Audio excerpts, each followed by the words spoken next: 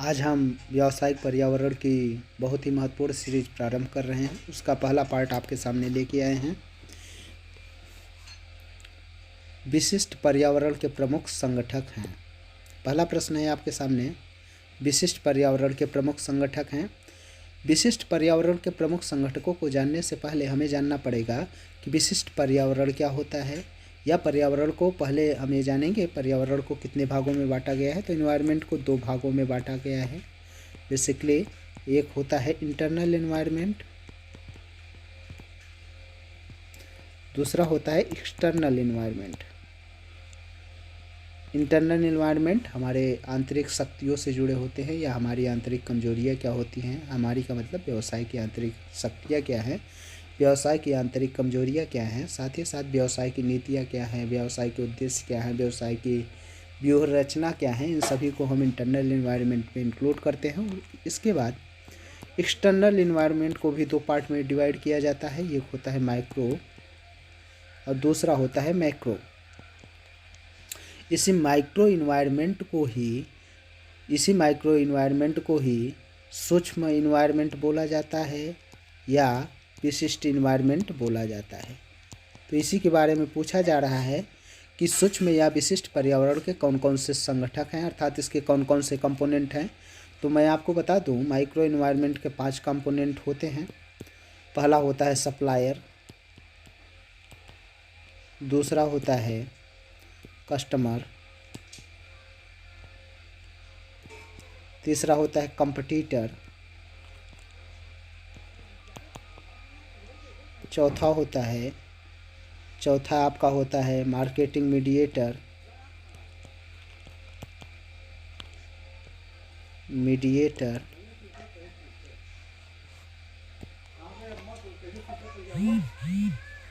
और पांचवा होता है पब्लिक। इसी के बारे में बात की जा रही है। तो आपूर्तिकर्ता हो गया, वित्तीय मध्यस्थ या विपणन मध्यस्थ ये हो गए। उसके बाद प्रतिद्वंदी, अर्थात ये तीनों आपके माइक्रो इन्वायरमेंट के पार्ट होते हैं, सूक्ष्म या विशिष्ट पर्यावरण के पार्ट होते हैं। तो पांचों पार्ट को मैंने बता दिया। विशिष्ट पर्यावरण कौन कौन से पार्ट होते हैं, तो इसमें 3 का नाम दिया गया है, अर्थात ये आपका चौथा ऑप्शन सही है, ये सभी।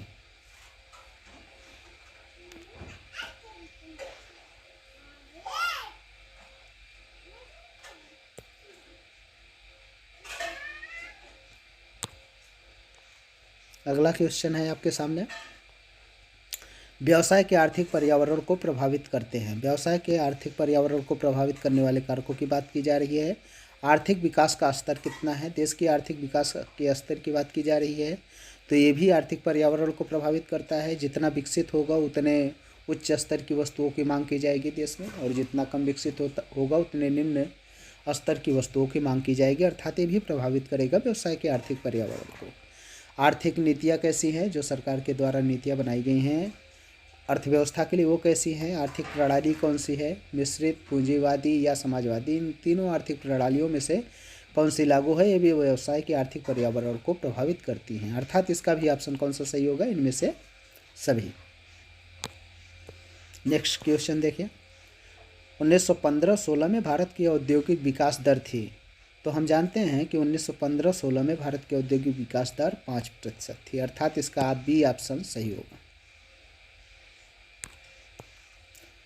चौथा क्वेश्चन देखिए, सन 1991 से पूर्व भारत में सार्वजनिक क्षेत्र की भूमिका। यहाँ बताया जा रहा है कि 1991 के से पहले सार्वजनिक क्षेत्र की भूमिका महत्वपूर्ण थी कि नहीं थी, ये पूछा जा रहा है आपसे कि महत्वपूर्ण भी थी कि नहीं भी महत्वपूर्ण थी। पहला ऑप्शन है महत्वपूर्ण थी, दूसरा आपका ऑप्शन है महत्वपूर्ण नहीं थी, तीसरा ऑप्शन है ए और बी दोनों, अर्थात महत्वपूर्ण भी थी महत्वपूर्ण नहीं भी थी, चौथा ऑप्शन है इनमें से कोई नहीं। तो सार्वजनिक क्षेत्र की भूमिका 1991 से पहले बहुत ही ज़्यादा महत्वपूर्ण थी। 1991 में उदारीकरण की नीति आई, भारत में उदारीकरण की नीति को अपनाया गया, और उदारीकरण की नीति की बेसिकली शुरुआत जो होती है मनमोहन सिंह से होती है, क्योंकि उस समय ये वित्त मंत्री थे, और उन्होंने 12 जुलाई 1991 को आम बजट प्रस्तुत किया था लोकसभा में। तभी से माना जाता है उदारीकरण की नीति भारत में अपनाई गई, भारत में उदारीकरण का जो है प्रादुर्भाव हुआ। तो उसके पहले सार्वजनिक क्षेत्र की महत्वपूर्ण भूमिका थी, उसके बाद जो है निजी क्षेत्र की भूमिका की बढ़ोतरी धीरे धीरे होती चली गई। तो सार्वजनिक क्षेत्र की भूमिका पहले महत्वपूर्ण थी, अर्थात ऑप्शन ए आपका सही है। योजना अवधि में भारत में संस्थागत परिवर्तन तेजी से हुए हैं। योजना अवधि की बात की जा रही है। योजना अवधि का मतलब, एक मिनट, योजना अवधि का मतलब क्या है? पंचवर्षीय योजनाओं से है, पंचवर्षीय योजनाओं से है। और पंचवर्षीय योजनाएं भारत में कब से प्रारंभ की गई हैं? 1951 से भारत में पंचवर्षीय योजनाएं प्रारंभ की गई हैं या भारत के विकास के लिए प्रारंभ की गई हैं। और इसमें टारगेट बनाया जाता है कि 5 साल में कितना हमको जो है विकास करना है। तो भारत में पंचवर्षीय योजनाएं अब तक कुल मिला के भारत में 12 पंचवर्षीय योजनाएं लागू की जा चुकी हैं। 12 पंचवर्षीय योजनाएं अब तक लागू की जा चुकी हैं। और 12वीं पंचवर्षीय योजना 2012 में लागू की गई थी। इस 2017 तक के लिए थी, ये आखिरी पंचवर्षीय योजना थी भारत की। इसके बाद भारत में कोई पंचवर्षीय योजना नहीं लाई गई। पंचवर्षीय योजना आयोग के तहत जो है इसको क्रियान्वित किया जाता था। तो योजना अवधि में भारत में संस्थागत परिवर्तन तेजी से हुए हैं, तो पूछा जा रहा है। तो ये बिल्कुल बात सत्य है, तो पहला ऑप्शन आपका सही है। दूसरा आपका ऑप्शन असत्य है, तो असत्य नहीं होगा, सत्य ही होगा। नंबर 6। चलिए अगला क्वेश्चन देखिए, क्वेश्चन नंबर 6।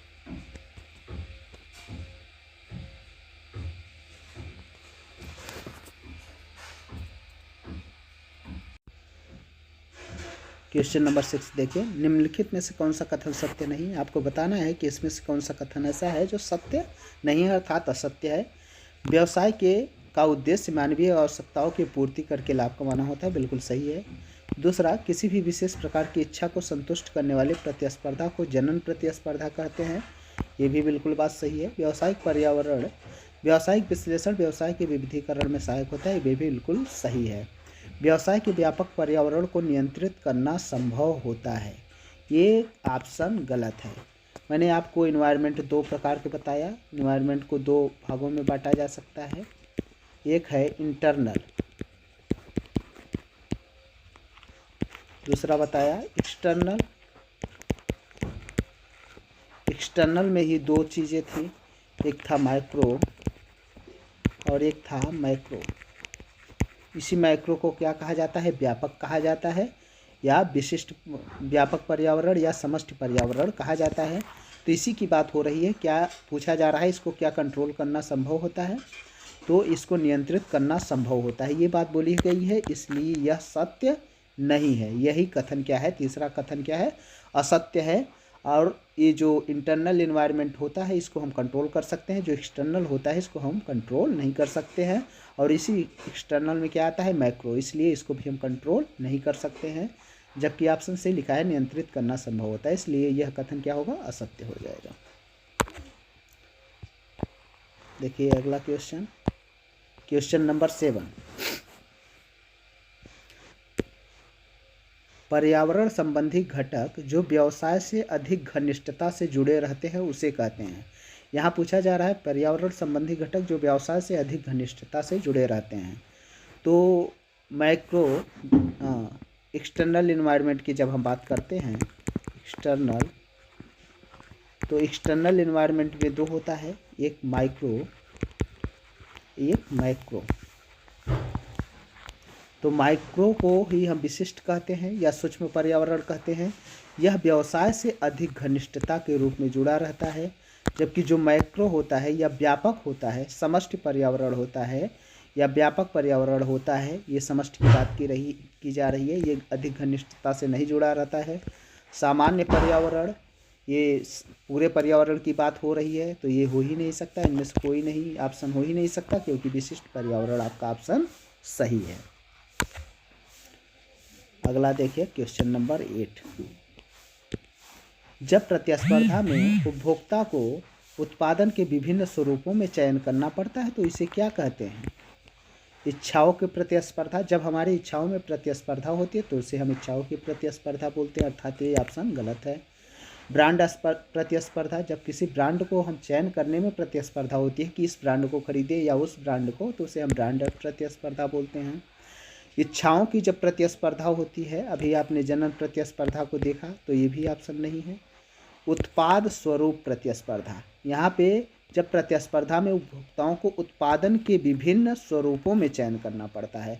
यहाँ उत्पाद के विभिन्न स्वरूप हैं, उसमें प्रतिस्पर्धा है कि इस उत्पाद के विभिन्न उत्पाद हैं, उनके कौन से स्वरूप को क्रय किया जाए। इसमें जब हमारे अंदर जो है प्रतिस्पर्धा चलती है तो उसे हम उत्पाद स्वरूप प्रतिस्पर्धा बोलते हैं। अर्थात क्वेश्चन नंबर 8 के लिए सही ऑप्शन है क्वेश्चन डी। 9वां, पर्यावरण के संबंध में कौन सा सही नहीं है। अब इसमें बताना है कि 4 में से कौन सा ऐसा कथन है जो असत्य है। असत्य कथन को आपको बताना है। आंतरिक पर्यावरण को नियंत्रित किया जा सकता है, बिल्कुल सही, बिल्कुल सही है, तो ये ऑप्शन सही नहीं होगा। आंतरिक पर्यावरण में व्यवसाय के उद्देश्य, व्यवसाय की नीतियाँ, व्यवसाय की योजनाएं और व्यूह रचनाओं को शामिल किया जाता है, ये भी सही है, अर्थात ये भी ऑप्शन सही नहीं होगा। आंतरिक पर्यावरण को नियंत्रित नहीं किया जा सकता है, जबकि हम जानते हैं आंतरिक पर्यावरण को जो है हम आंतरिक पर्यावरण को हम क्या कर सकते हैं, कंट्रोल कर सकते हैं। यस डब्ल्यू आंतरिक पर्यावरण से संबंधित है, ये भी क्या होगा, सही है। तो इसलिए ऑप्शन सी को हम सही मानेंगे, क्योंकि इसमें कथन गलत पूछा गया है। तो 3 ऑप्शन जो थे सही थे, इसलिए इसमें जो गलत पूछा गया है तो ऑप्शन नंबर सी जो है वह गलत है। इसलिए इस उत्तर के हिसाब से, इस क्वेश्चन के हिसाब से, इस क्वेश्चन नंबर 9 के हिसाब से ऑप्शन सी आपका बिल्कुल सही होगा। देखिए यहाँ पे यस डब्ल्यू लिखा है, यस डब्ल्यू आंतरिक पर्यावरण से संबंधित होता है। यस डब्ल्यू ओ टी, ये 4 वर्ड हैं। यस का मतलब होता है स्ट्रेंथ, डब्ल्यू का मतलब होता है वीकनेस, ओ का मतलब होता है अपॉर्चुनिटी,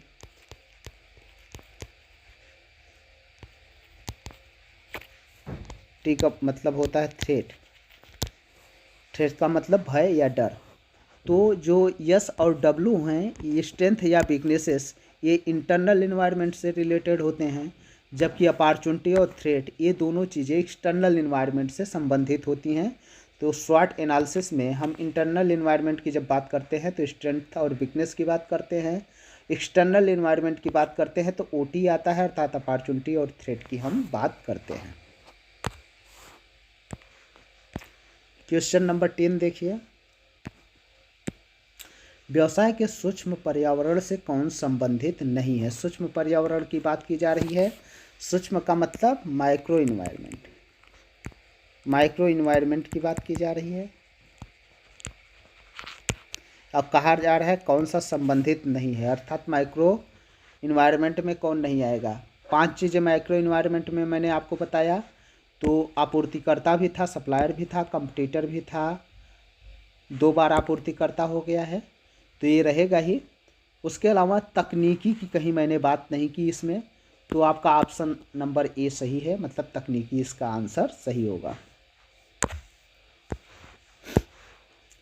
अनियोजित अर्थव्यवस्था भी कहा जाता है, अगला आपका क्वेश्चन है, अनियोजित अर्थव्यवस्था भी कहा जाता है। अनियोजित अर्थव्यवस्था किसे कहते हैं। अनियोजित अर्थव्यवस्था पूंजीवादी अर्थव्यवस्था को कहा जाता है।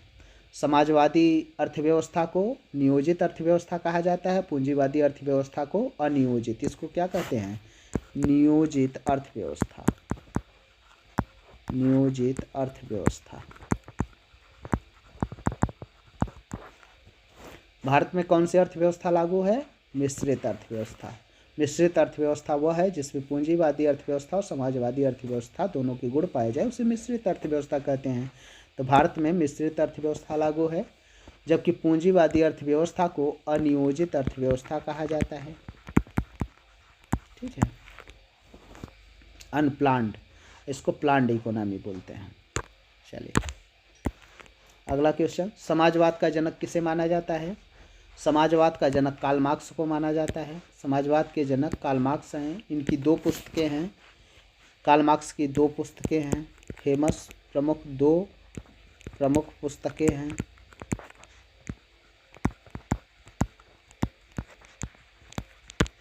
एक का नाम कम्युनिस्ट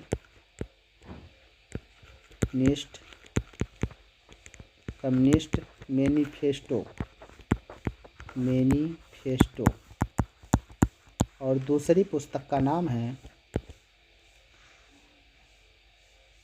कार्ल मार्क्स के कम्युनिस्ट मैनिफेस्टो और दूसरे का नाम है दास कैपिटल। ये दोनों प्रमुख पुस्तकें हैं इनकी, और कार्ल मार्क्स को ही समाजवाद का जनक माना जाता है।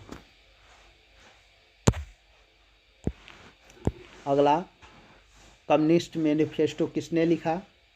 कम्युनिस्ट मैनिफेस्टो किसने लिखा है? एडम स्मिथ ने नहीं लिखा है। अगला है कार्ल मार्क्स, तो कार्ल मार्क्स ने कम्युनिस्ट मैनिफेस्टो लिखा है। अरस्तु ने नहीं लिखा है, मार्शल ने नहीं लिखा है।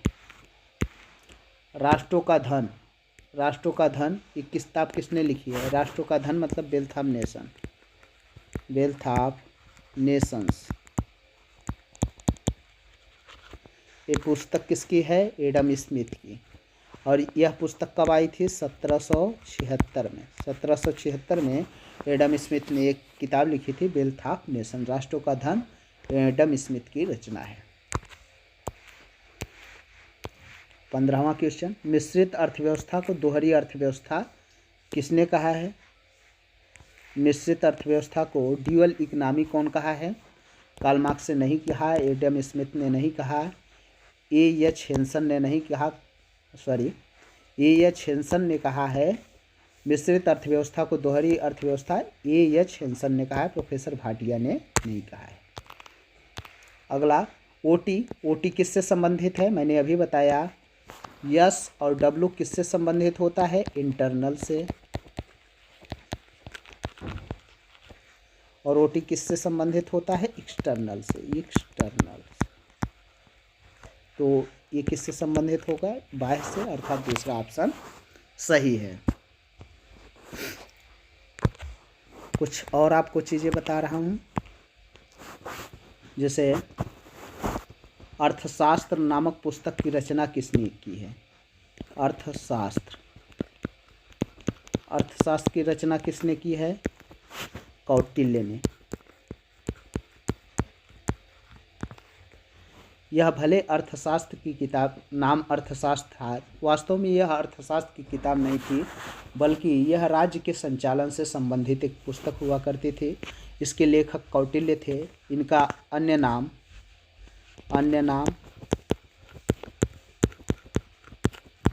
चाणक्य था या विष्णुगुप्त। इन्हीं को विष्णुगुप्त भी कहा जाता था। तो ये रही आज की सीरीज। आगे की सीरीज इसी प्रकार कंटिन्यू रहे, आप चाहते हैं कि इसी प्रकार एक सीरीज चलती रहे व्यावसायिक पर्यावरण की, तो आप सपोर्ट करिए और इस वीडियो को लाइक करिए, शेयर करिए, सब्सक्राइब करिए चैनल को। और आप चाहते हैं तो कमेंट करके बताएं कि व्यावसायिक पर्यावरण की अगली सीरीज लाई जाए। यदि आप कमेंट करके कहते हैं कि अगली सीरीज लाई जाए तो लाई जाएगी, अन्यथा अगली सीरीज नहीं लाई जाएगी। तो आप चाहते हैं तो लाई जाए, तो चैनल को सब्सक्राइब ज़रूर करें और कमेंट करके